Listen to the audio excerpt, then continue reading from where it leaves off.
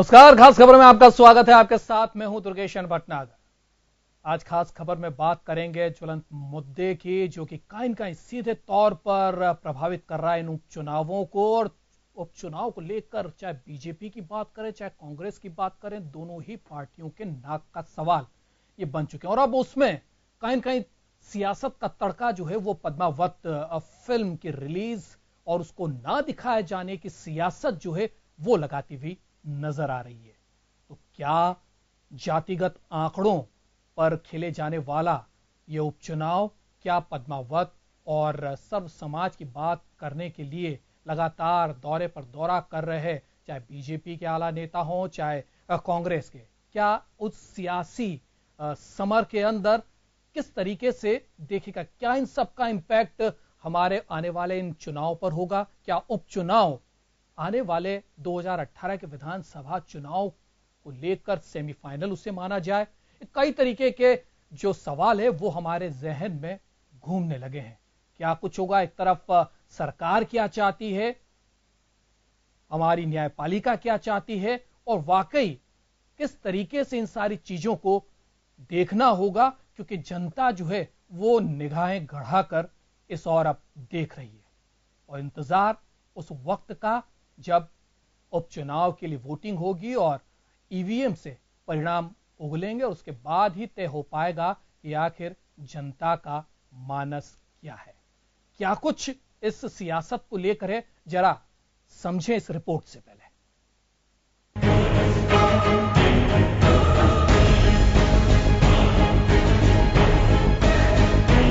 प्रदेश में 3 सीटों पर होने वाले उपचुनाव को लेकर बीजेपी और कांग्रेस ने पूरी ताकत झोंक दी है।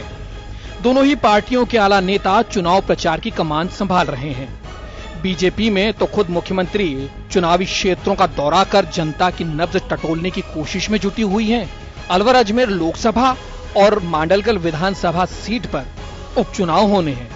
इन उपचुनाव को आने वाले विधानसभा चुनाव के सेमीफाइनल के तौर पर भी देखा जा रहा है। ये स्थिति इन्होंने बनवाई जानबूझ करके, वो उनको भड़का करके अपनी तरफ कैसे करने की चाल के अंतर्गत। इसीलिए मैं कह रहा हूँ आपको, गुजरात से शुरुआत हुई, अब भी लंबा खिंचवा रहे हैं।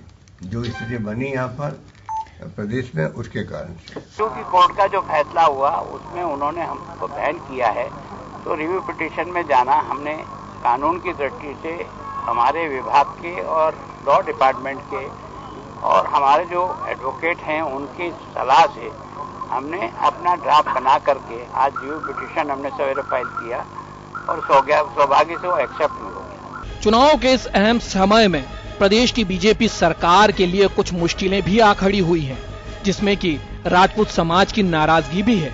आनंद पाल एनकाउंटर के मामले के बाद अब फिल्म पद्मावत की रिलीज के मसले को लेकर समाज सत्तारूढ़ पार्टी से खफा दिखाई दे रहा है। लेकिन बीजेपी राजपूतों को फिल्म रिलीज ना करने को लेकर आश्वस्त किए हुए है और सुप्रीम कोर्ट ने राज्य सरकार की रिव्यू पिटीशन को भी स्वीकार कर लिया है। तो सुप्रीम कोर्ट में 2 राज्य सरकारें गई हैं, मध्य प्रदेश और राजस्थान। इनको मैं धन्यवाद देना चाहता हूं, पर आपके माध्यम से केंद्र सरकार से पूछना चाहता हूं, क्या सेंसर बोर्ड राज्य सरकारों के अंदर आता है? केंद्र सरकार क्यों नहीं जा रही है? बीजेपी की दोगली नीति है। जब इनको वोट लेने होते हैं तब तो हिंदुत्व ही आ जाता है। पद्मावती जी हिंदुत्व का स्वाभिमान थी, आन बान शान थी भारतीयों का, और आज उसको पिक्चर को रोक नहीं रहे हैं। ये कांग्रेस इस मुद्दे पर खुद को समाज के साथ खड़ा दिखाकर चुनावी फायदा लेना चाहती है। कांग्रेस के नेता पूर्व केंद्रीय मंत्री भंवर जितेंद्र सिंह ने खुद जयपुर स्थित राजपूत सभा भवन में खुलकर ये बात कह दी कि समाज बीजेपी को सबक सिखाएगा। धन्यवाद देना चाहूंगा समाज को व्यक्तिगत रूप से भी और कांग्रेस पार्टी के भी की तरफ से, कि समाज ने कांग्रेस पार्टी को अलवर और अजमेर में समर्थन दिया है और इस समर्थन से कांग्रेस पार्टी को बहुत बड़ा फायदा मिल रहा है। ये हम फील्ड के अंदर देख रहे हैं कि एकदम से जो गांव जो भारतीय जनता पार्टी को वोट देते थे वो एक तरफा पलटकर कांग्रेस को वोट दे रहे हैं। 3 सीटों पर होने वाले उपचुनाव को निश्चित तौर पर जातिगत आंकड़े प्रभावित करेंगे। इसी आधार पर ही पार्टियों ने प्रत्याशियों का चयन किया है। खुद मुख्यमंत्री वसुंधरा राजे चुनाव से पहले सर्व समाज से संवाद उन्होंने किया और उनकी नब्ज टटोली। हाल ही में मेघवंश समाज ने भी कांग्रेस को समर्थन दिया। उपचुनाव में हार जीत काफी मायने रखेगी और यही कारण है कि दोनों पार्टियां सोशल इंजीनियरिंग को अपने प्रचार के केंद्र में रख रही हैं। राजस्थान में हो रहे उपचुनाव दोनों ही दलों बीजेपी और कांग्रेस के लिए महत्वपूर्ण है। इसी बीच पद्मावत विवाद भी तूल पकड़ता जा रहा है। ऐसे में बीजेपी और राज्य सरकार के लिए यह चुनाव ज्यादा चुनौतीपूर्ण है। ब्यूरो रिपोर्ट, जन टीवी।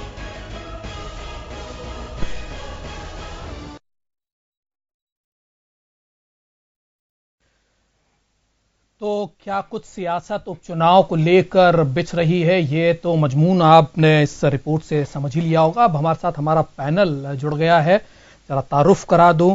बीजेपी से लक्ष्मीकांत पारिक साहब हमारे साथ जुड़ रहे हैं, कांग्रेस से संगीता गर्ग साहब हमारे साथ जुड़ रही हैं, वरिष्ठ पत्रकार श्याम सुंदर शर्मा जी जुड़ेंगे और भीम सिंह जो कि राजपूत समाज का प्रतिनिधित्व करते हैं वो भी हमारे साथ जुड़ रहे हैं। बहुत बहुत स्वागत है आप सभी का। सवाल सबसे पहले लक्ष्मीकांत जी आपकी तरफ मैं देना चाहूंगा, और जिस तरीके से उपचुनाव हैं, सेमीफाइनल माना जा रहा है, चाहे आपकी पार्टी की बात करें या आपके विपक्ष की पार्टी यानी कि कांग्रेस की बात करें, तो नाक का सवाल कहीं न कहीं है। धौलपुर में बीजेपी ने विजय पताका हासिल की, तो उससे पहले जो उपचुनाव हुए उसमें कांग्रेस ने भी अच्छी खासी बढ़त बनाई है, वहां पर उन्होंने जीत हासिल की है। तो अब आने वाला जो चुनाव है कहीं न कहीं उसको लेकर जिस तरीके से मंथन हो रहा है और उसके ऊपर से जिस तरीके से पद्मावत का जो मामला है वो सामने है, और अब इस मामले को लेकर सरकार जो है वो किस तरीके से सोच रही है, वो जरा जानना हमारे दर्शकों के लिए बहुत जरूरी है। कि वाकई ही सरकार जो है वो इस फिल्म को रिलीज ना करने की बात करती है, या सुप्रीम कोर्ट जिस तरीके से गाइडलाइन देना चाहता है उसके ऊपर वो अपना स्टैंड जो है वो रखना चाहती है। तो ये क्लियर करना बहुत जरूरी है कि क्या राजपूत समाज को खुश करने के लिए सारी चीजें की जा रही है, या वाकई इस चीज को लेकर वो अपना जो पिटीशन है, रिव्यू पिटीशन जो है वो दायर कर रही है। देखिए दुर्गेश, पहला तो आपने सवाल किया उपचुनाव को लेकर। उपचुनाव को लेकर भारतीय जनता पार्टी पूर्णतः आश्वस्त है और हमारा मानना है कि भारतीय जनता पार्टी अलवर, अजमेर और माड़गढ़ तीनों चुनाव भारतीय जनता पार्टी जीतने वाली है। जीतने की जहां तक बात का सवाल है, भारतीय जनता पार्टी पूरी ताकत के साथ, पूरी एकता के साथ चुनाव लड़ रही है। अपने विकास के कई कामों के आधार पर चुनाव लड़ रही है। पिछले 3.5 वर्षों में मोदी जी की सरकार द्वारा किए गए कामों के आधार पर, हमारे पूर्व दिवंगत सांसदों के काम के आधार पर, और भारतीय जनता पार्टी के वर्तमान की राजस्थान की वसुंधरा सरकार द्वारा जिस प्रकार जन कल्याणकारी कार्य किए गए हैं, उन सबको लेकर भारतीय जनता पार्टी जनता के बीच में है। जनता बीच अगर भारतीय जनता पार्टी ये कह रही है, अपनी बात को रख रही है, जिस प्रकार से भारतीय जनता पार्टी लगातार, हमारे प्रधानमंत्री ने देश विदेश में जिस प्रकार भारतीय जनता पार्टी के प्रधानमंत्री बनने के बाद माननीय मोदी जी ने देश विदेश में जिस प्रकार से देश का नाम रोशन किया, जिस प्रकार से भारतीय जनता पार्टी सरकार ने भ्रष्टाचार के खिलाफ बड़ी लड़ाई लड़ी है, जिस प्रकार से भारतीय जनता पार्टी की सरकार बनने 70 लाख से अधिक युवाओं को रोजगार भारतीय जनता पार्टी सरकार ने उपलब्ध कराया, जिसका अनुमानित पीएफ के अकाउंट से इस बात को साबित होता है कि राजस्थान केंद्र के माध्यम से कि बड़ी संख्या में रोजगार उपलब्ध करवा गए, जिस पर स्टार्टअप योजना हो या केंद्र सरकार की अन्य कल्याणकारी योजना हो, अटल पेंशन योजना हो, अन्य योजनाएं हो। निश्चित रूप से संगीता जी आपका समय आएगा, पूरी बात का जवाब देंगे, मुझे पता है आप देना उस समय जवाब। मेरे को दुर्गेश जी साहब आपकी उंगली देख भी ली होगी।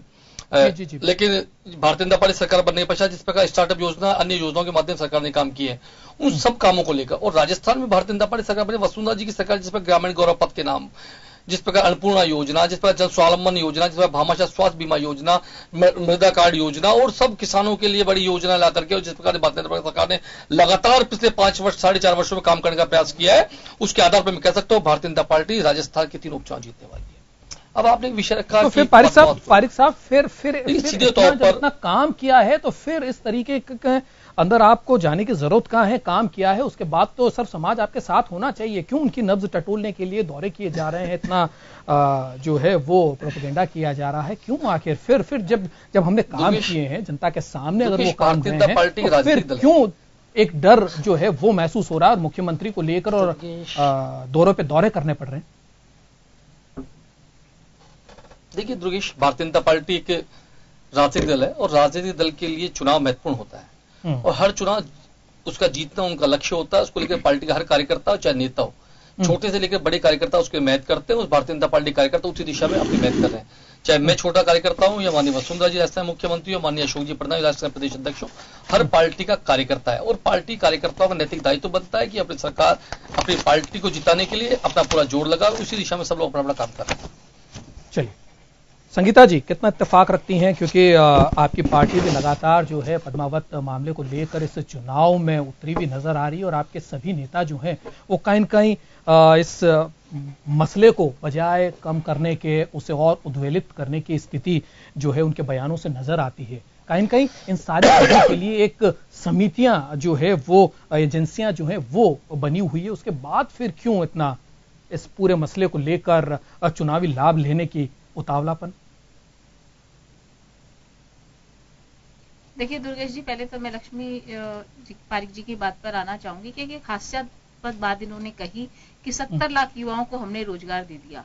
तो इनके मुख्यमंत्री जी ने पहले कहा था कि 9 लाख युवाओं मैंने राजस्थान के प्रदेश नहीं कहा, राजस्थान प्रदेश संगीता जी जानकर आप ढंग से सुन ले, एक बार सुन ले, एक मिनट। मैंने राजस्थान में 10 लाख को कहा, हिंदुस्तान भर में माननीय प्राइम मिनिस्टर ने कहा 70 लाख लोगों को रोजगार दिया। आप बोल रहे थे प्राइम मिनिस्टर का हिंदुस्तान की बात की है, रास्ते बात की नहीं, बोलिएगा। मैं उसी बात पर आ रही थी, आप सुनते तो सही भाई। आपके ये देखिए मैडम ने, मुख्यमंत्री राजस्थान के मुख्यमंत्री जी ने कहा कि पहले हमने 9 लाख रोजगार दे दिए।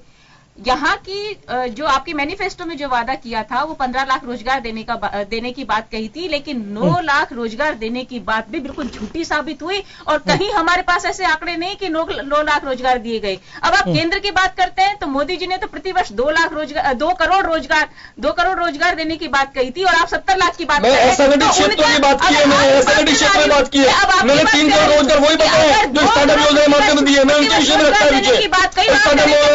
मैंने सरकारी नौकरी की बात कर रखी है, मैंने असंगठित क्षेत्रों की मैंने बात की कहते हैं ना, तो 2 करोड़ की बात कही। अरे मैंने असंगठित क्षेत्रों की बात की, आपने पूरा सुनती नहीं। आंकड़ों में न जाए, जनता जो है वो इन सब चीजों को समझती है, जनता खुद इन सबका फैसला करेगी। लेकिन हम जानना ये चाहते हैं कि जातिगत तौर पर यह चुनाव पूरी तरीके से लड़ा जा रहा है और उसमें अब एक पद्मावत जो है फिल्म को लेकर एक नई तरीके की सियासत जो है वो देखने को मिल रही है। वो एक बड़ा इशू है, क्योंकि इस इशू की वजह से हमारे समाज के अंदर दुराव की स्थिति पैदा हो रही है, विभेद की स्थिति पैदा हो रही है, एक आक्रोश जो है वो समाज से समाज के बीच में नजर आने लगा है। वो एक चिंता का विषय, हम उसको आज जरा टटोलने की कोशिश कर रहे हैं।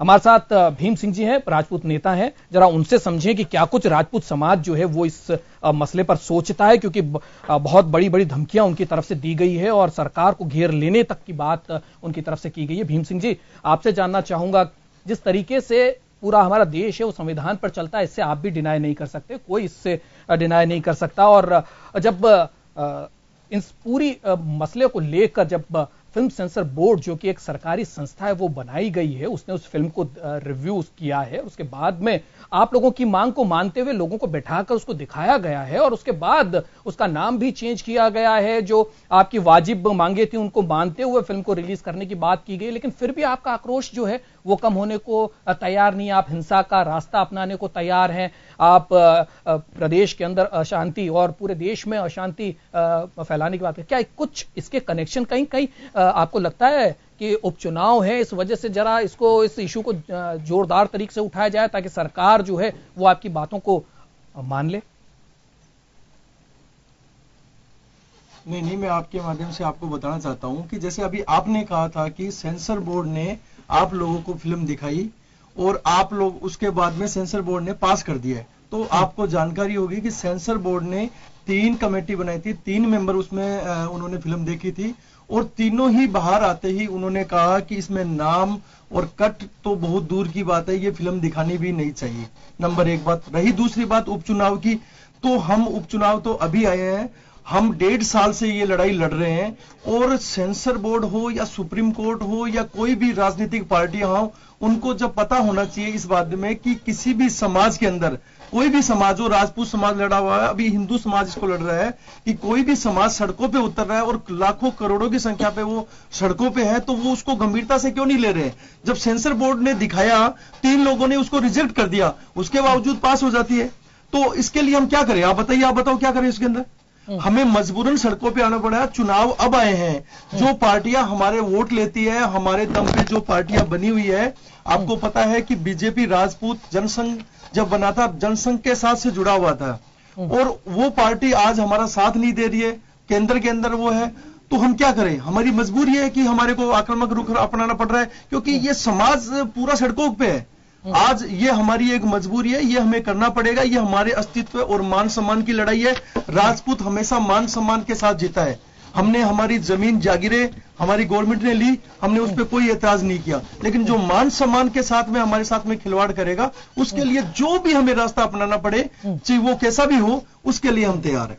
भीम सिंह जी, लेकिन अगर हम इतिहास को खंगालें तो पद्मावत जो है वो तो एक काव्य है और उसका कोई इतिहास से कोई लेना देना नहीं है, वो एक काल्पनिकता है। इस बात को आप भी मानते हैं और उसके ऊपर फिल्म बनाई गई है। तो ऐसे में काल्पनिक चरित्रों को लेकर अगर बनाया जा रहा है तो उसमें परेशानी क्या है? क्यों आप लोग जो है उस चीज को इतिहास से जोड़ रहे हैं, अपने मान सम्मान से जोड़ रहे हैं? इससे पहले भी कई वाकये सामने आए। मुगले आजम जो है वो फिल्म बनी, उस फिल्म को भी अगर हम देखें तो उसका भी जो अगर पटकथा देखें तो वो काल्पनिक तौर पर बनाई गई है। और हम जो है वो अगर इन सारी चीजों को, हर इस इशू को अगर इस तरीके से उठाते रहेंगे तो हम हमारे किस तरीके से फिल्मों को हम आगे बढ़ा पाएंगे? क्योंकि फिल्म एक बहुत बड़ा साधन होता है लोगों तक पहुंचने का। देखिए मैं आपको इतिहास की बात बता रहा हूं। आपने मुगले आजम की बात बताई, मैं मुगले आजम भी आता हूं, लेकिन पहले मैं पद्मावत पे आता हूं। 1303 के अंदर ये जोहर हुआ था और उसके 200-250 साल बाद में पद्मावत के नाम से जो कवि है उसकी कल्पना करी गई है। तो पहले तो मुझे एक बात का स्पष्ट, लोगों को यही तो लोग गुमराह कर रहे हैं, मुझे एक बात का जवाब दीजिए, ये काल्पनिक है या ऐतिहासिक है? अगर आप कह रहे हो कि ये काल्पनिक है पद्मावत, तो ये काल्पनिक है, तो काल्पनिक है तो उसमें अलाउद्दीन खिलजी क्यों है, राजा रतन सिंह क्यों है, रानी पद्मिनी क्यों है, चित्तौड़ क्यों है, जोहर क्यों है, और गोरा और बादल वो कहां है? जब सारे की सारी फिल्म ऐतिहासिक पे बनाई गई है, अब आप कह रहे हो आप काल्पनिक है, तो ये कैसे संभव है? कैसे मान ले? कौन मान लेगा? कोई नहीं मानेगा। रही बात आप कह रहे हो कि जैसे जोधा अकबर की मैं आपको बताता हूं, आशुतोष गोवारिकर जी वो राजघराने से रानी पद्मिनी से मिले थे। उन्होंने बोला था कि मुगले आजम के टाइम में हमें इस चीज का कतई नहीं पता था कि इतिहास क्या है, इतिहासकार के क्या है या क्या इसमें रहा है। मुगले आजम के टाइम में अकबर की वाइफ का नाम, उसमें काल्पनिक नाम जोधा रख दिया, और उसको देखते हुए हमने इसको जोधा। और इतिहास को अगर आप देखोगे, जिसको राजघराने भी कहा है कि अकबर की पत्नी का नाम हरकाबाई था, न कि जोधा। तो फिल्म इतिहास वालों ने, फिल्मकारों ने उस नाम को देखते हुए कि 10 साल पहले जोधा अकबर बनी थी, मुगले आजम बनी थी, उसके अंदर अकबर का पत्नी का नाम जोधा था और उन्होंने जोधा अकबर रख लिया। इस पे राजघराने ने एतराज कराया, तो आशुतोष गोवारिकर जी ने स्पष्ट शब्दों में कहा था कि मैं उसको चेंज कर देता, लेकिन हमने इस फिल्म के राइट ले लिए, हमने इस फिल्म का पास करवा लिया, तो अब नाम चेंज नहीं हो सकता। वैसे ही हम नहीं चाहते। बाजीराव मस्तानी फिल्म बनाई, पेशवा बाजीराव हिंदू सम्राट ऐसा योद्धा था जो 40 लड़ाइयां अपने जीवन में कभी वो जीते नहीं थे, मतलब हर लड़ाई वो जीते थे, ऐसे वो वीर योद्धा थे। उन्होंने इस फिल्म के माध्यम से उसको एक प्रेमी बना दिया। आने वाले बच्चे क्या करेंगे कि साहब वो बाजीराव मस्तानी, बोले पेशवा बाजीराव, वो तो बोले मस्तानी के साथ में उसके संबंध थे वो, और हकीकत में वो जो खत्म हुए थे तो वो बीमारी से। चलिए हम बाजीराव मस्तानी पर भी किसी दिन बातचीत करेंगे, लेकिन भीम सिंह जी आपको ये भी बता दूं कि करणी सेना जो है वो तैयार हो गई है पद्मावत फिल्म को देखने के लिए। अब वो फिल्म देखेगी, रिव्यू करेगी और उसके बाद जो है शायद कोई मिडवे निकल के आए, कोई एक मध्यम मार्ग निकल के आए, ताकि जो है हमारे संविधान प्रदत्त जो क्या अगर करणी सेना इस फिल्म देखने के बाद में बताती है कि ये फिल्म दिखाने लायक नहीं है, तो क्या बंसाली उसको स्वीकार करेंगे? चलिए इस प्रश्न पर भी आएंगे, लेकिन हमारे साथ हम जैसे इससे पहले जी श्याम सुंदर जी से भी जरा समझ लें। श्याम जी, क्या लगता है चुनाव है और चुनावी रंगत जो है वो इन सब चीजों को इंपैक्ट जो है वो करती है और कहीं कहीं इफेक्ट भी उसका नजर आता है? पद्मावत मामला हो, चाहे जातिगत आधार पर इस चुनाव को लड़ने की बात हो, कहीं कहीं सरकार और में ये भी भय है कि कहीं कहीं एंटी इनकम्बेंसी जो है वो कहीं कहीं घर कर नहीं जाए, क्योंकि इसको सेमीफाइनल के तौर पर देखा जा रहा है। इसलिए मुख्यमंत्री जी खुद अपनी कमान संभाले हुए प्रचार की। और अगर बात कांग्रेस की करें तो अशोक गहलोत साहब और सचिन पायलट, भंवर जितेंद्र सिंह जैसे बड़े नेता, दिग्गज नेता जो हैं वो चुनाव प्रचार में जुटे हुए। क्या माने, क्या वाकई इतने नाक का सवाल है तीनों सीटों पर उपचुनाव? दुर्गेश जी, ये तो बात सही है कि उपचुनाव जो हो रहे हैं, 2 तो लोकसभा और 1 विधानसभा है। लोकसभा के 2 एक साथ चुनाव पहली बार राजस्थान में हो रहे हैं, जो निश्चित रूप से कर सकता है 17 विधानसभा क्षेत्र प्रभावित होंगे। ऐसी स्थिति में आने वाला विधानसभा और फिर लोकसभा चुनाव सीधे तौर पर प्रभावित होगा। ये दिशा देगा, एक आपको दोनों पार्टियों को बताने का प्रयास करेगा कि आपकी हैसियत प्रदेश में किस प्रकार की चल रही है। मुख्यमंत्री ने देखिए अजमेर दौरा किया, माडलगढ़ किया, अलवर करके कि अब जयपुर पहुंच रही हैं। तो ये बात तो सही है कि मुख्यमंत्री किसी भी कीमत पे चुनाव जीतना चाहती हैं, लेकिन ये बात कही थी कि अजमेर और माडलगढ़ की स्थिति तो अलग तरह की है। देखिए अलवर में अभी भी भाजपा की स्थिति अच्छी नहीं है। वहां के खुद विधायक, वहां के विधायक उनका विरोध कर रहे हैं और जिस प्रकार की स्थितियां जो बनी हुई है उससे लग रहा है कि विधानसभा और लोकसभा क्षेत्र में केवल 2 दिन रही मुख्यमंत्री, और अजमेर में वो 3 दिन बिता के आई और माडलगढ़ भी गई। तो ऐसा लग रहा है कि वो खुद भाजपा अपनी स्थिति को अलवर में कमजोर मान रही है। बाकी मैं मान सकता हूं कि अजमेर और माडलगढ़ में ठीक ठाक है, क्योंकि माडलगढ़ में कांग्रेस के विद्रोही खड़े हो जाने से स्थिति खराब है। वहां खुद मुख्यमंत्री अशोक गहलोत गए हैं और सीपी जोशी भी देख रहे हैं, तो इसलिए वहां घमासान अलग तरह का हो रहा है। अजमेर में सचिन पायलट खुद भीड़ जुटाने के लिए जादूगर को भी साथ ले रहे हैं कि जादूगर का खेल दिखाते हैं, उसके बाद उनकी हम सभा होती है। तो वहां की स्थिति जिस प्रकार की होनी चाहिए नहीं है। वहां राजपूत समाज निश्चित रूप से कहा जा सकता है, राजपूत और रावण राजपूत करीब 1.5 लाख लोग वहां मतदाता है।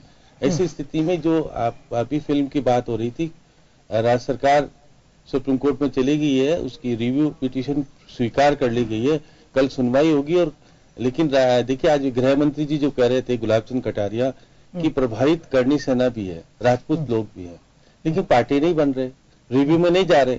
आप सड़कों पे जाने के बजाय कोर्ट में जाके अपनी बातें रखिएगा, आप नहीं रख रहे। जब आपकी सेंसर बोर्ड ने इस फिल्म को जारी करने की अनुमति दे दी तो राज्य सरकार नहीं रोक सकती। जो रोकने का अधिकार जिस फिल्म सेंसर बोर्ड को था, उसने अगर आपको अलाउ कर दी और सामने ला दी, आप किसी भी जाति विशेष के लोग, आप जैसे जिस तरह की अराजकता राजस्थान में हो रही है, अब देखिए चूरू में देखिएगा, टोंक में देखिएगा, प्रतापगढ़ में देखिएगा, जैसलमेर देखिए, जयपुर में देखिएगा। आप कह रहे हैं कि हम खुले चैलेंज कर रहे हैं और आप तोड़फोड़ शुरू कर रहे हैं। आपको अधिकार है आपके समाज को, क्योंकि राजमी पद्मनी केवल राजपूत वर्ग की नहीं थी, वो पूरे राजस्थान की शान थी। तो ऐसी स्थिति में राजपूत केवल उग्रता अपनाए, ये ठीक नहीं है। आप कोर्ट में लड़िए, जाकर के सारी बातें कीजिएगा, रुके, हम भी चाहते हैं क्योंकि कोर्ट में कहां से लड़ेंगे? आप लड़ के आप जा सकते हैं। आप रिव्यू पिटीशन, जब आप सेंसर बोर्ड की आप मेरी बात सुनिए, आप पहले बात सुनने का प्रयास कीजिए, बाद में कीजिएगा। आप सारी बातें फिर सेंसर बोर्ड पास कर रहा है। अरे तो आप मेरी बात, ये संशय के घेरे में ना, आप बात सुनिएगा, उसके बाद आपकी बात कीजिएगा। मैं सुप्रीम कोर्ट में 20 साल के पुराने पेंडिंग मुकदमे पड़े, आप सुनिए, सारे संशय के घेरे में कहां जाए? आप सुनने का प्रयास, आप गलत बता रहे हो। मैं गलत नहीं बता रहा हूँ। आप राजपूत समाज की, आप देखिए राजमी पद्मावती राजपूत समाज की नहीं थी, वो राजस्थान का गौरव थी, हम सबका गौरव थी। हम नहीं चाहते गलत चीजें हो रही तो उसको रोका जाना चाहिए, लेकिन सेंसर बोर्ड ने 3 जनों को दिखाया, जिसमें अरविंद सिंह जी अब बाद में बोल रहे हैं ना वो लोग, क्या बोल रहे हैं? आज सेंसर बोर्ड ने जब पारित कर दी और सुप्रीम कोर्ट ने उसको बात को मान लिया, सुप्रीम कोर्ट की बात कोई केस कहने की स्थिति में नहीं रहता। आप अपनी बात देखिए, जो स्थिति आप पार्टी नहीं बनना चाहते, ना राजपूत समाज बन रहा है, ना करनी सेना बन रही है। सरकार मध्य प्रदेश और सुप्रीम कोर्ट जा सकती है तो राजपूत समाज भी जा सकता था, करनी सेना भी जा सकती थी और अपनी बात रख सकती थी। अगर कहीं गृह मंत्री जी कह रहे थे कि ये नहीं बनना चाहते, क्यों नहीं बनना चाहते, अपनी बात जाके कहें तो वो अपनी बात रोक लगाइए पूरे देश में। जी बिल्कुल।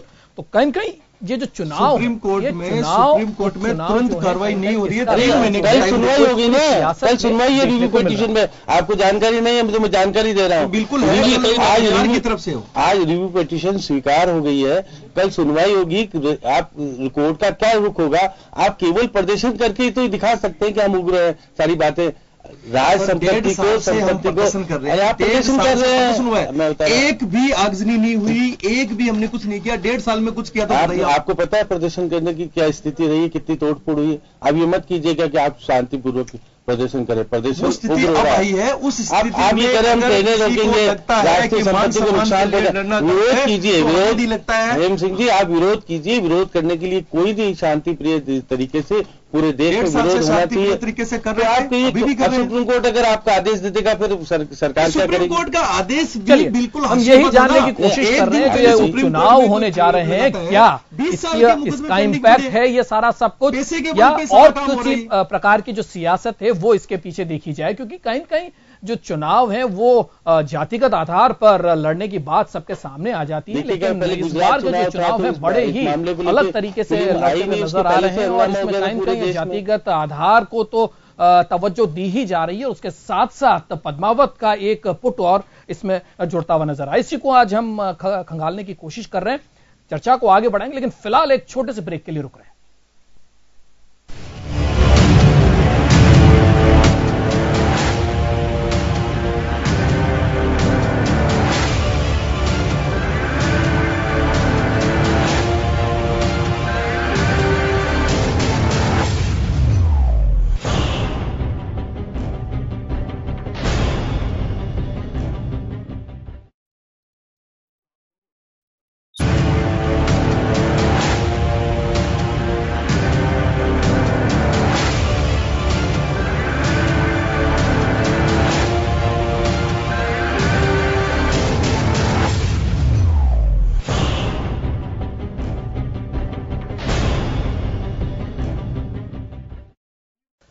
ब्रेक के बाद खास खबर में आपका एक बार फिर स्वागत है। हम चर्चा कर रहे हैं पद्मावत बनाम उपचुनाव। क्या ये उपचुनाव जिस तरीके से सेमीफाइनल माना जा रहा है और इन उपचुनावों को लेकर चाहे कांग्रेस हो चाहे बीजेपी कोई कोर कसर नहीं छोड़ना चाहती। मुख्यमंत्री खुद सर्व समाज के साथ उनकी नब्ज टटोल रही है, उनके मामलों को जानने की कोशिश कर रही है और त्वरित कार्रवाई करने की कोशिशों में है ताकि इसका फायदा जो है उपचुनाव में मिले। वहीं कांग्रेस की बात करें तो उनके आला नेता जो हैं वो चाहे पद्मावत मामला हो, जातिगत रणनीति हो या सरकार की विफलता को गिनाते हुए जनता के सामने हैं और एंटी इनकम्बेंसी का फैक्टर को खड़ा करते हुए उसका फायदा इस उपचुनाव में लेने को कोशिशों में लगे हुए हैं।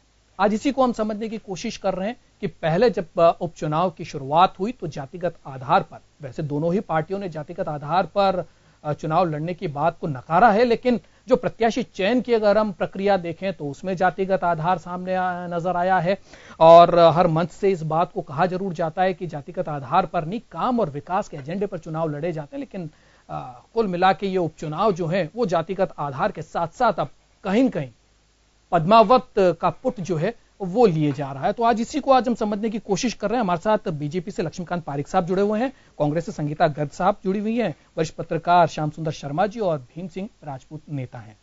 लक्ष्मीकांत जी, आपकी तरफ आना चाहूंगा, क्या लगता है जिस तरीके से अभी श्याम सुंदर जी ने बात कही कि अजमेर के अंदर जिस तरीके से गुटबाजी है वो कहीं कहीं आपको परेशान किए जा रही है, वहीं बात अगर मांडलगढ़ की करें तो बागी जो है वो आपको परेशान कर रहे हैं और अजमेर में स्थिति थोड़ी ठीक जरूर है, सिंपैथी के बल पर शायद वहां पर आप कुछ अच्छा कर जाएं। कैसे आंकें इस तीनों चुनावों को, तीनों जगहों को? देखिए, मैं पहले भी कह चुका हूं कि तीनों चुनाव भारतीय जनता पार्टी जीतने वाली है। भारतीय जनता पार्टी जीत का आधा उसके कार्यकर्ता और जनता के लिए किए गए उसके काम है। भारतीय जनता पार्टी जिस प्रकार से काम कर रही है, भारतीय जनता पार्टी जिस प्रकार लगातार काम किया है, उसी आधार पर विकास के कामों को लेकर जनता बीच गए। न तो वहां पर हम जातिगत आधार पर गए, न कोई पद्मावत फिल्म के आधार पर गए और न अन्य विषय की बात हम कर रहे हैं। मुझे नहीं लगता कि बिल्कुल जनता भी जाके बता दिया है, मैं जनता भी बता दिया है और आप प्रश्न पूछे तो जरूर बताऊंगा। लगातार हमने इस दिशा में काम किया और जिस दिशा में हमने सरकार ने काम किया उसके आधार पर हम चुनाव लड़ने जा रहे हैं। लेकिन जब कांग्रेस की बात करते हैं तो कहीं इस चुनाव में आप कांग्रेस की साफ तौर पर, मैं इस बात को इसलिए करके हमको इसका फायदा मिल रहा है या नहीं मिल रहा है ये गलत विषय हो सकता है। सीपी जोशी के चुनाव में नजर नहीं आते, अलवर कहीं जाते नहीं है, गहलोत के चुनाव में दिखते नहीं है और सचिन पायलट अजमेर से बाहर निकल नहीं पाते। तो भारतीय जनता पार्टी तो एक होकर चुनाव लड़ रही है। कांग्रेस बीजेपी के सोचने का विषय नहीं है, हमारी पार्टी पूरे परिवार की तरह सब जगह चुनाव लड़ रही है। परिवार की तरह चुनाव लड़ रही है। अब ये तय कर रही है कि नेता कौन है, गहलोत नेता है, सचिन जी नेता है, हम कहते वसुंधरा लीडर है,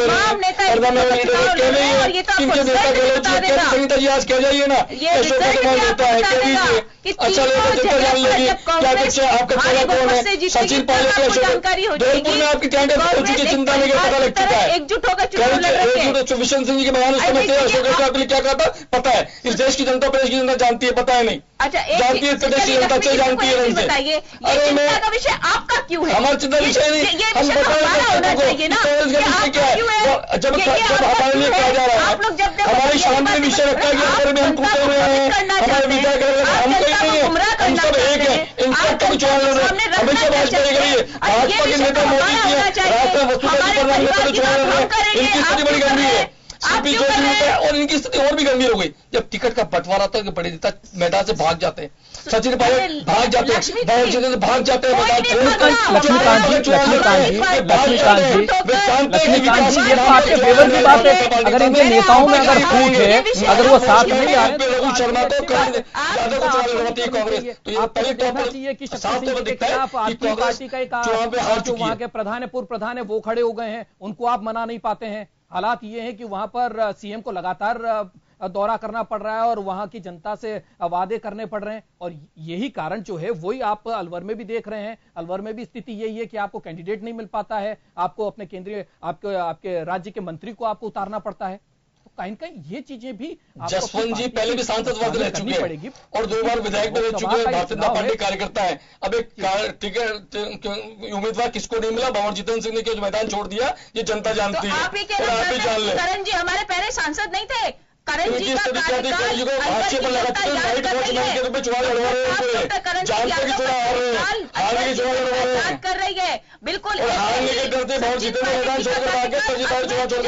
कर रही है।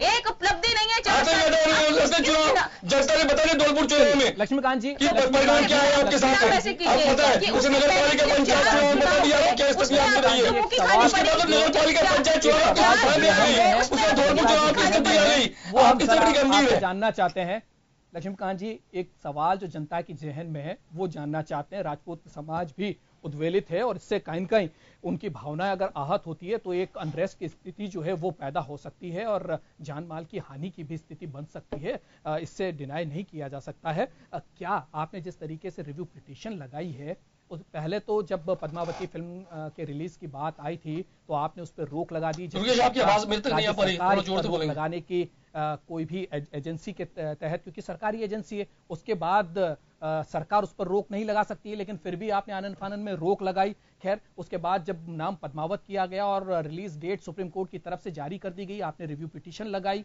एक स्टैंड जो है वो आपका क्लियर करना चाहते हैं, हम चाहते हैं कि वो स्टैंड क्लियर हो जनता के सामने। आप वाकई पद्मावत को लेकर किस तरीके से देखना चाहते हैं? केवल एक चुनावी मुद्दे के तौर पर उसका फायदा लेना चाहते हैं कि वाकई कुछ इसके पीछे आपकी पार्टी का कुछ स्टैंड है? देखिए राजस्थान में नहीं, हिंदुस्तान भर में सबसे पहले पद्मावत पर किसने बैन लगा तो भारतीय जनता पार्टी राजस्थान सरकार। हम राजस्थान सरकार तो बाद में लगा पाई थी, 4 स्टेट पहले लगा, 4 स्टेट लगा, लेकिन भारतीय जनता पार्टी सरकार ने यहाँ पर प्रतिबंधित किया। कहीं भी इस बात को लेकर कांग्रेस का कोई भी नेता, कोई भी व्यक्ति या कहीं भी कांग्रेस सरकार है सामने नहीं है, पंजाब आई न कर्नाटक आई, किसी ने इस पर बैन, एक मिनट सुन ले आप दुर्गेश, पंजाब ने बात लगाया, राजस्थान लगाया सब पहले, राजस्थान यूपी हरियाणा मध्य प्रदेश और गुजरात, इन लोगों ने पहले लगाया, इसके बाद बाकी लोग जागे बैन लगा दिया।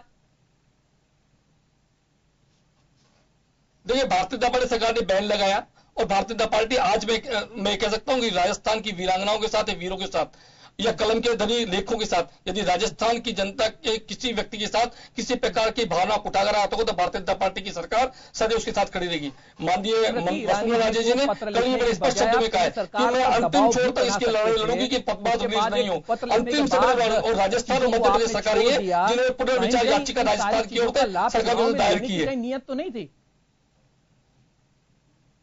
ऐसी भारतीय जनता पार्टी की नीयत नहीं है। अभी कांग्रेस की नीयत पर मैं विश्वास नहीं करता। एक आपके सामने एक प्रश्न रखता हूं, कांग्रेस पदभार को रिलीज करवाना चाहती है नहीं करवाना चाहती है अगला विषय हो सकता है, इनकी मंशा क्या है ये भी साफ नहीं है। कल इनके एक 20 तारीख के अखबार में राजस्थान पत्रिका, राजस्थान प्रतिष्ठित अखबार है, उसमें एक अविनाश राय जी पांडे का लेख के वक्तव्य छपा था कि सरकार सुप्रीम कोर्ट के निर्णय की अक्षर पालना करे। अब तय कर देंगे पदभार के साथ खड़े, राजपूत समाज के साथ खड़े, राजस्थान के स्वाभिमान के साथ खड़े। मुझे आश्चर्य उस बयान को देखकर। वे कहते हैं कि राजस्थान सरकार पुनर्विचार याचिका दायर करे। ज्यादा अच्छा होता है।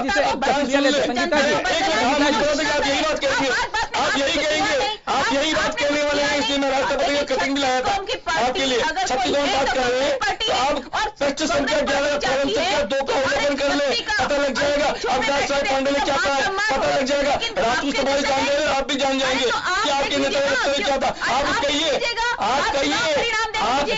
लक्ष्मीकांत के पास संगीता जी क्या कहना चाहती है, उनकी प्रतिक्रिया ले लेते हैं संगीता जी की। उनका स्टैंड क्या है, उनकी पार्टी का स्टैंड क्या है, पुनर्विचार याचिका दायर करे। उनका वक्तव्य कहते ये नहीं होना चाहिए था। उनका स्टैंड भी जान लेते हैं जिस तरीके से उनके नेता जो हैं वो राजपूत समाज के साथ खड़े होते हुए नजर आ रहे हैं और ईंट बजा देने की बात कर रहे हैं। इन सारी धमकियों को लेकर हम संगीता जी का भी एक प्रतिक्रिया लेते हैं। संगीता जी क्या कहें कि जिस तरीके से आपके जो नेता हैं जिम्मेदार पदों पर रह चुके हैं, वो इस तरीके से कह रहे हैं कि जवाब देंगे और इस तरीके की स्थितियां बन रही है, हम राजपूत समाज के साथ खड़े हैं, बजाय इन सारी चीजों को क्लियरिफिकेशन किया जाना चाहिए, समाज को जो है वो अपने साथ लेकर चलना चाहिए और हिंसा का रास्ता छोड़ने की बात करनी चाहिए और जो संवैधानिक तरीके हैं उनके ऊपर बात करनी चाहिए, उस पर अमल करने के लिए प्रेरित करना चाहिए, बजाय उसके हम इस तरीके के बयान दे रहे हैं।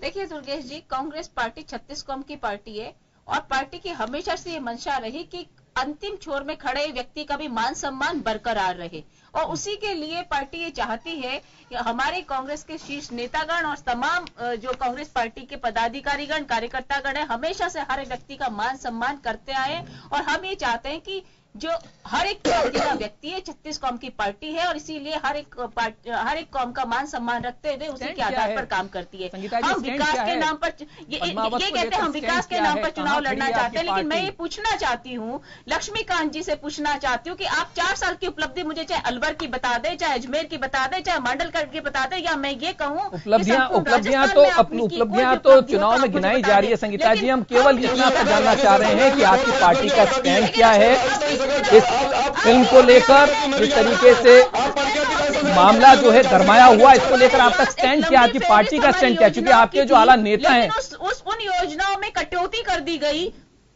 जी जो दुर्गेश जी, आपकी पार्टी का स्टैंड क्या है, पद्मावत को लेकर क्या स्टैंड है? आपके जो आला नेता हैं वो लगातार भड़काने वाले भाषण जो हैं वो दे रहे हैं, हम राजपूत समाज के साथ हैं, हम आप 36 कौम की पार्टी कहते हैं, यही बात बीजेपी भी कहती है, लेकिन जिस तरीके से संवैधानिक तौर पर आगे बढ़ना चाहिए, संवैधानिक तरीकों से लड़ाई लड़नी चाहिए, बजाय उसके सड़कों पर उतरने की और इस तरीके की हिंसात्मक बात करने की जो बातें सामने आ रही है वो कहीं न कहीं एक राजनीतिक पार्टी के लिए ठीक नहीं है, मर्यादित नहीं है। क्या कहेंगे आप, क्या कुछ स्टैंड है आपका इस फिल्म को लेकर? हम ये जानना चाहते हैं, हमारे दर्शक ये जानना चाहते हैं।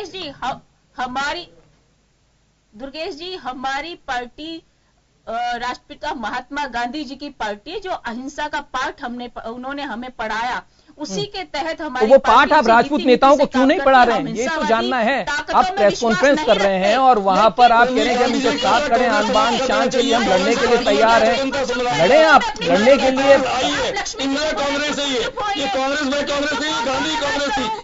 चलिए, हम कांग्रेस के इतिहास में नहीं जाना चाह रहे, हम कांग्रेस के इतिहास में नहीं जाना चाह रहे, हम बात कर रहे हैं क्या पद्मावत को लेकर जिस तरीके की सियासत हो रही है, हमारे उपचुनाव जो आने वाले हैं उसको लेकर जातिगत आधार पर जिस तरीके से ताना बाना बुना गया है, क्या ये आने वाली पीढ़ियों के लिए ठीक होगा? हम इसको जरा खंगालने की कोशिश कर रहे हैं और जनता तक इस बात को पहुंचाने की कोशिश कर रहे हैं ताकि वोट करने से पहले जनता भी समझे कि आखिर हमारी सरकारें और हमारे विपक्ष में बैठे लोग जो हैं वो किस तरीके की मनोस्थिति में है और किस तरीके के काम वो करना चाहते हैं और हमारी क्या आवाज को वहां पर बुलंद कर सकते हैं या नहीं, ये जानना बहुत जरूरी। चलिए, भीम सिंह जी के साथ एक बार फिर से जुड़ते हैं। भीम सिंह जी, आपसे जानना चाहेंगे, क्योंकि देखिए विरोध करना लाजमी, अगर आपको किसी बात को लेकर विरोध है तो हम लोकतंत्र में हैं और हमारा विरोध हम कर सकते हैं, लेकिन जिस तरीके के विरोध को लेकर आप आगे चल रहे हैं, कहीं न कहीं वो सामाजिक तौर पर ठीक नहीं कहा जा सकता, और भी कई चीजें संस्थाएं हैं जिनके थ्रू आप विरोध कर सकते हैं?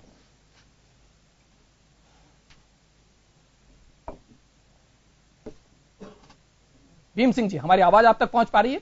आवाज नहीं आ रही आपकी? हाँ बताइए बताइए, वो आ रही है जी।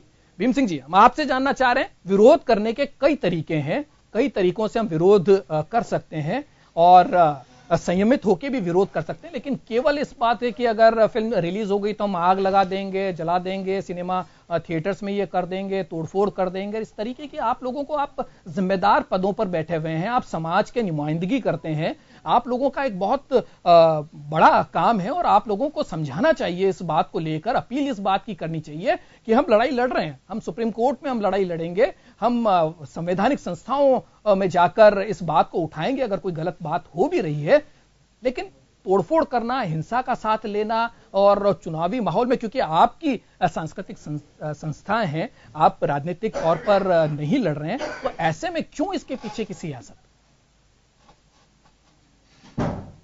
देखिए, स्पष्ट बता देता हूं मैं कि हमारा समाज या हम राजपूत नहीं चाहते कि हम कोई हिंसा करें। आज तक हमने ऐसा कोई काम नहीं किया है जिससे देश को शर्मिंदा होना पड़े या जिसको किसी भी जन मानस को शर्मिंदा होना पड़ा। आज तक हमने ऐसा काम नहीं किया है। लेकिन ऐसी परिस्थितियां क्यों आई, ऐसी नक्सलवाद की या उग्रवाद की समस्या क्यों आई, उसके पीछे कोई जाना नहीं चाहता है। पिछले 1.5 साल से शांतिपूर्वक प्रदर्शन किए हैं हमने, सिर्फ एक बंसाली को चांटा मारने के अलावा, क्योंकि उसको मारना जरूरी था, वो किया। उसके बाद में उसने हमें लिखित में दिया, नहीं किया, उसने उसका विरोध किया और उसने वो चीजें नहीं मानी, कोई बात नहीं। उसके बाद में ये फिल्म सेंसर बोर्ड को दिखानी चाहिए थी, उसने अपनी 5 पत्रकारों को फिल्म दिखाया जिससे सेंसर बोर्ड नाराज हुआ। हमें लगा कि हमारे को न्याय मिलेगा तो उसने सेंसर बोर्ड को नहीं दिखाई, चलो वो भी ठीक है। फिर सेंसर बोर्ड में आई, सेंसर बोर्ड को बोला कि भाई इसमें जन भावनाओं को आघात हो रहा है तो हम इसको दिखाएंगे उन 3 इतिहासकारों को। उन्होंने इस फिल्म को देखते ही पूरे सिरे से उसको नकार दिया। फिर उस हमारे साथ में अनदेखी हुई, फिर वो फिल्म रिलीज कर दी गई। रिलीज कर दी, हमने शांतिपूर्वक प्रदर्शन किया वहां तक हम सिर्फ सड़कों पे आए, आंदोलन किया, कोई आगजनी नहीं हुई जब तक आप देख सकते हो उसमें। और उसके बावजूद में जब हमारे इस जन भावना को देखते हुए हिंदूवादी संगठनों ने, मान लो या कोई भी सरकार है, किसी भी सरकार ने, चाहे पंजाब, राजस्थान, हरियाणा, यूपी, गुजरात और हिमाचल ने वो बैन लगाया। उस बैन लगाने के बाद में वो फिल्मकार जो पैसे के दम पे हिंदूवादी संगठनों को या हिंदू संस्कृति को खत्म करना चाहता है या हमारे समाज की संस्कृति को खत्म करना चाहता है, वो एक दिन पहले रिट लगाते हैं और सुप्रीम कोर्ट मान लेती है। वो हमारे लिए कतई स्वीकार करने लायक नहीं था। तो हमने 4 जगह, 1.5 साल से हमने 4 जगह, ऐसी नौबत क्यों आई उसके बारे में कोई जानना नहीं चाहता कि ऐसा हम क्यों कर रहे हैं। वो हमारी एक मजबूरी है, वो लास्ट हथियार है, वो हमारे मान सम्मान की लड़ाई है। इसके अलावा हमारे पास कोई भी चारा नहीं है। और जो हमने 1.5 साल तक शांतिपूर्वक प्रदर्शन किया, चुनाव है तो कहीं सरकार को उपचुनाव में जो है वो इस चीज से आप बदला लिया जा सकता है, ये आप सोच रहे हैं? क्या लगता है, क्या इंपैक्ट रहेगा? नहीं, बदला क्या लिया जा सकता है? हम वही आदमी है जो हमने हर हर मोदी, घर घर मोदी का नारा लगाया था। आज वो हिंदूवादी संगठन का नाम लेते हैं, आज वो उस बात का, अब क्यों पीछे हट रहे हैं? क्यों पीछे आरएसएस, क्यों विश्व हिंदू परिषद पीछे हटे हुए इसके अंदर? क्यों हिंदू नहीं है क्या हम? जो 16,000 रानियां गई थी जिसमें पूरे किले में रहने वाले परिवार थे, वो हिंदू संगठन नहीं थे क्या? अब क्यों नहीं बोल रहे उसके अंदर? वो क्यों नहीं बोलेंगे? हम बिल्कुल बोलेंगे, हमने विरोध जताया। इन उपचुनावों में क्या कुछ अब रणनीति रहने वाली है राजपूत समाज की?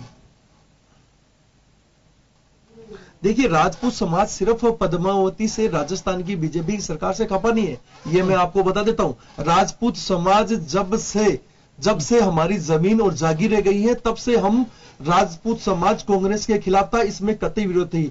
आज वो पहले वाली बात नहीं रही है कि हर एक पार्टी का वोट बैंक होता है, सारे वोट बैंक खिसक गए हैं। जो मोमडन कांग्रेस के हुआ करते हैं वो समाजवादी पार्टी बसपा में गए हैं, और जो SC/ST कांग्रेस की होती है, और जो ब्राह्मण और राजपूत बीजेपी के हुआ करते हैं वो भी सरक गए हैं। और उसकी मजबूरी है, पिछले 4 साल के अंदर राजपूतों ने, बीजेपी सरकार ने हमारे को चला है। एक मुद्दा, जसवंत सिंह को टिकट नहीं मिली, हमने वहां ताकत दिखाई हमारी, और हमने वहां पे मात्र नाम मत वोटों से वहां पे चुनाव हारे। उसके बाद में चतुर्थी प्रकरण हुआ, उसके बाद में आनंदपाल प्रकरण हुआ, उसके बाद में पद्मावत प्रकरण हुआ, उसके बाद में अभी ये ओसिया वाला प्रकरण हुआ। सारे प्रकरण के अंदर हमारे समाज की अनदेखी कर रहे हैं। क्यों नहीं हमें उसमें एक होंगे? बिल्कुल होंगे और सबक बिल्कुल सिखाएंगे हम। मुझे नहीं लगता अगर इसी प्रकार रवैया रहा, मैं मोदी जी से भी कहना चाहता हूं, इसी प्रकार रवैया रहा तो हम 26 जनवरी को पूरा राजपूत समाज ये ऐलान करेगा कि हम राष्ट्रीय लेवल पे हमारे नेता बीजेपी का बहिष्कार करेंगे। और हम इस चुनाव में भी एक एक आदमी को फोन किए जा रहे हैं, कोई बहकावे में नहीं आएगा। हो सकता है एक आध कोई नेता हो सकते हैं, लेकिन कोई भी समाज का जो एक आम नागरिक है वो बहकावे में नहीं आएगा। हम अपनी ताकत का प्रदर्शन अलवर चुनाव में भी करेंगे, अजमेर चुनाव में भी करेंगे और मंडलगढ़ में भी करेंगे। कह दी है रिव्यू पिटीशन जो है सरकार की वो सुप्रीम कोर्ट ने मान ली है, अब कल उस पर सुनवाई होने वाली है, तो इंतजार तो उन सब चीजों को करना चाहिए। और अगर 26 जनवरी को अगर आप इस तरीके की बात कर रहे हैं, राष्ट्रीय त्योहार है, हमारे आन बान शान का वो त्योहार है, उन चीजों को तो आपको सोचना होगा। 26 जनवरी बहुत दूर है अभी, उससे पहले अगर ये होता है तो हम नहीं चाहते अशांति फैलाना। हमने आज तक कभी अशांति नहीं फैलाई हमारे समाज में। उम्मीद की किरण जरूर आपसे हम मान सकते हैं कि है इस तरीके की अगर समाज की बात को अगर तरीके से सही मंच पर सुना जाएगा तो आप लोग जो हैं वो शांति के साथ आगे बढ़ने के लिए तैयार हैं। बिल्कुल हम आदर करते हैं, हम हाथ जोड़ के विनती करते हैं कि हमारे पूरे समाज के पूरे हिंदुत्व की रक्षा के लिए जिस महारानी सती पद्मिनी ने जोहर किया था उसके अगर मान सम्मान में आप हमारा साथ देते हो तो बिल्कुल हम आपके साथ में हैं। हम ऐसा कोई काम नहीं करना चाहते। संविधान यही सिखाता है, संविधान सभी की रक्षा करने, सभी को सुरक्षा महसूस कराने के लिए, और संविधान पर आपको विश्वास करना होगा। देश संविधान से चलता है, राजनीतिक पार्टियों से नहीं। चलिए हमारे साथ श्याम सुंदर जी हैं। श्याम जी, क्या माने, ये चुनावी रंग जो है वो सारा इंपैक्ट ला रहा है या वाकई सरकार जिस तरीके से काम करनी चाहिए, जो इनिशिएटिव सरकार को लेने चाहिए, क्या उसमें कहीं कहीं कमी हो गई? क्या उसकी जो कमी जो है वो समय पर कदम ना उठाने की वजह से ये सारी चीजें हुई है? सरकार पर दबाव केंद्र सरकार पर बनाया जा सकता था, केवल एक बार स्मृति ईरानी जी को चिट्ठी लिखकर इतिश्री कर ली गई। देखिए दुर्गेश जी, चुनाव तो प्रभावित हो रहा है। अब आज मैं प्रवीण तोगड़िया जब दिल्ली जा रहे थे तो जयपुर एयरपोर्ट पर उन्होंने पत्रकारों से बातचीत की। उन्होंने प्रधानमंत्री के लिए कहा है कि वो अध्यादेश लाएं, सुप्रीम कोर्ट ने जो कुछ करा है उसके खिलाफ अध्यादेश जारी कर दें, रोक लग जाएगी। अब विश्व हिंदू परिषद स्पष्ट रूप से खुले रूप में इनके साथ आ गया है। अब ये राजपूत से इनको जानकारी नहीं होगी क्योंकि राजपूत समाज का मामला नहीं है ये, तो क्योंकि पूरे हमारे राजस्थान या पूरे उसका है कि आन बान शान की तो रक्षा होनी चाहिए, लेकिन सुप्रीम कोर्ट क्योंकि सुप्रीम होता है। बिल्कुल। अब सेंसर बोर्ड ने रोक नहीं लगाई तो सुप्रीम कोर्ट क्या करेगा? सुप्रीम कोर्ट ने कहा अब आप क्योंकि हम समय रहते हुए ना तो राजस्थान सरकार को जल्दबाजी में प्रतिबंध लगाने का अधिकार था ही नहीं। वो केंद्र सरकार को कहती जाकर के कि आप उस पर बैन लगाइए, क्योंकि आप देखिए लोकसभा चल गई, लोकसभा में कांग्रेस या बाकी लोगों ने इस पे मुद्दे पर चर्चा नहीं की, वहां कोई ऐसी चीज खड़ी नहीं हुई सामने। अब आप क्योंकि चुनाव हमारे यहाँ आ गए, स्थिति क्योंकि एक तो देखिए मंडलगढ़ में तो खुद राजपूत वो खुद चुनाव लड़ रहे हैं भाटी। अब इसी स्थिति में आप राजपूत समाज के लोग कांग्रेस के दोनों कांग्रेस जैसे रघु शर्मा को समर्थन दे दे खुले रूप में या भंवर जितेंद्र को बुला करके आज समर्थन दे दे, ये आप क्या अंकित करना चाहते हैं? चुनावी परिप्रेक्ष्य के रूप में किसी समाज विशेष किसी एक पक्ष में खड़ा हो जाए, ये नहीं होता, क्योंकि समाज में सब तरह के लोग होंगे, कांग्रेस के लोग भी होंगे, बीजेपी के लोग और अन्य के भी होंगे। तो ऐसी स्थिति में आपका अधिकार कहीं नहीं बनता कि आप उजागर करें कि हम कांग्रेस के साथ हैं या उसके साथ हैं।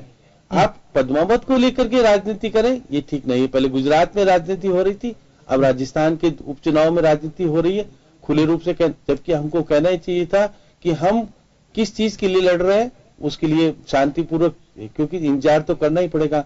सुप्रीम कोर्ट में कल सुनवाई है, अब सुप्रीम कोर्ट क्या निर्णय करता है, सारी बातें होती हैं। रिव्यू पिटीशन दायर होकर स्वीकार कर ली, इसका मतलब ये तो बात सही है कि सुप्रीम कोर्ट सतर्क तो है ही। अगर राज्य सरकारें कह रही कि हमारे यहाँ लॉ एंड ऑर्डर बिगड़ेगा तो इस चीज को निश्चित रूप से सुप्रीम कोर्ट मानेगा। ऐसी बात नहीं कि supreme court law and order को हवा चढ़ देगा, तो ऐसी स्थिति में राजपूत समाज को भी खुद की बात सुप्रीम कोर्ट तक पहुंचाने का प्रयास करना चाहिए।